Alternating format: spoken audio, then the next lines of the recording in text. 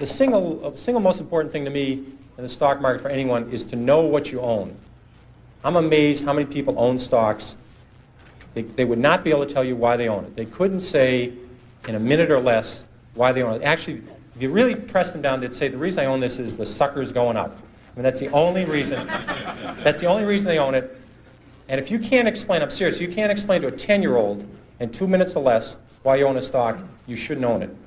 I made money in Dunkin' Donuts. I can understand it. When there was recessions, I didn't have to worry about what was happening. I could go there and people were still there. I didn't have to worry about low-priced Korean imports. I mean, I just didn't have, you know, I can understand it. And you laugh, I made 10 or 15 times my money in Dunkin' Donuts. Those are the kind of stocks I can understand. If you don't understand it, it doesn't work. This is the single biggest principle. And it bothers me that people are very careful with their money. The public, when they buy a refrigerator, they get a Consumer Reports. They buy a microwave oven, they do that. They ask people what's the best kind of radar range or what kind of car to buy. They do research on apartments. When they go on a trip to Wyoming, they get the Mobile Travel Guide, or California. When they go to Europe, they get the Michelin Travel Guide. People will hear a tip on a bus on some stock, and they'll put half their life savings in it before sunset, and they wonder why they lose money in the stock market. And when they lose money, they blame it on the institutions and program trading. That is garbage. They didn't do any research. They bought a piece of junk. They didn't look at the balance sheet, and that's what you get for it. And that's what we were being driven to, and it's self-fulfilling. The public does terrible investing, and they say they don't have a chance. It's because that's the way they're acting. I'm trying to convince people there is a method. There are reasons for stocks that go up. Coca-Cola, this is very magic. It's a very magic number. Easy to remember. Coca-Cola is earning 30 times per share what they did 32 years ago. The stock has gone up 30-fold. Bethlehem Steel is earning less than they did 30 years ago. The stock is half its price of 30 years ago. Stocks are not lottery tickets. There's a company behind every stock. If a company does well, the stock does well. It's not that complicated. People get too carried away. And first of all, they try and predict the stock market. That is a total waste of time. No one can predict the stock market. So I've always said, if you spend 14 minutes a year on economics, you've wasted 12 minutes. And I really believe that. Now, I have to be fair. I'm talking about economics on the broad scale, predicting the downturn for next year, or the upturn, or M1 and M2, 3B, and all these M's.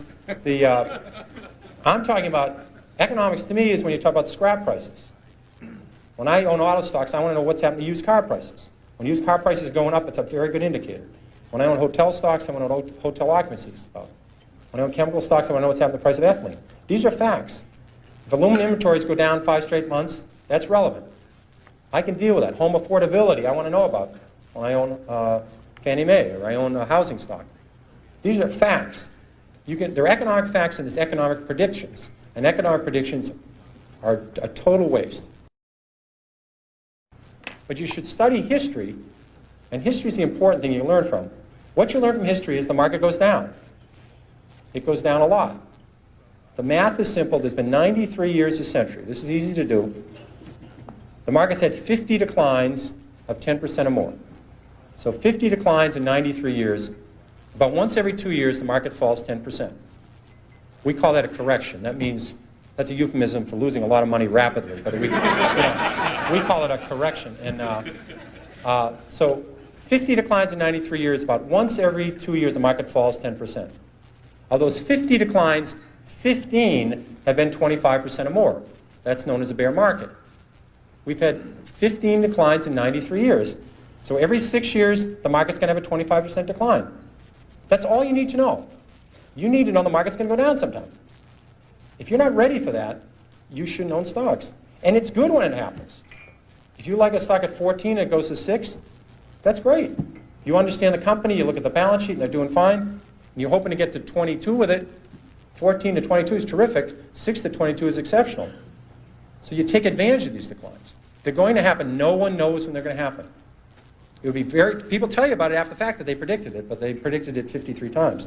And so you can take advantage of the volatility in the market if you understand what you own. Another key element is that you have plenty of time. People are in an unbelievable rush to buy a stock. I'll give you an example of a well-known company. Walmart went public in October of 1970. 1970 went public. Already had a great record. It had 15 years performance, great balance sheet.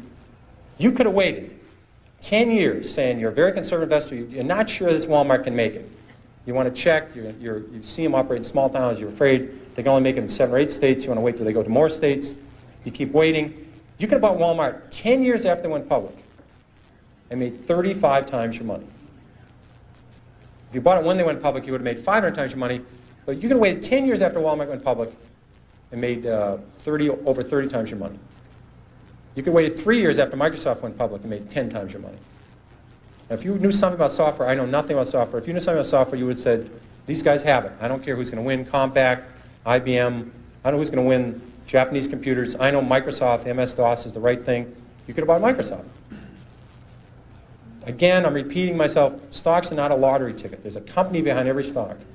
And you can just watch it. You have plenty of time. People are in an amazing rush to purchase a security. They're out of breath when they call up. You don't need to do this. You need an edge to make money, too. People have incredible edges, and they throw them away. I'll give you a quick example of SmithKline. This was a stock that had Tagamet. Now, you didn't have to buy SmithKline when Tagamet was doing clinical trials. You didn't have to buy SmithKline when Tagamet was talked about in the New England Journal of Medicine or the British version, Lancet. You could have bought SmithKline when Tagamet first came out, a year after it came out. Let's say your spouse, your mother, your father, you were a nurse, you were a druggist, you're writing all these prescriptions.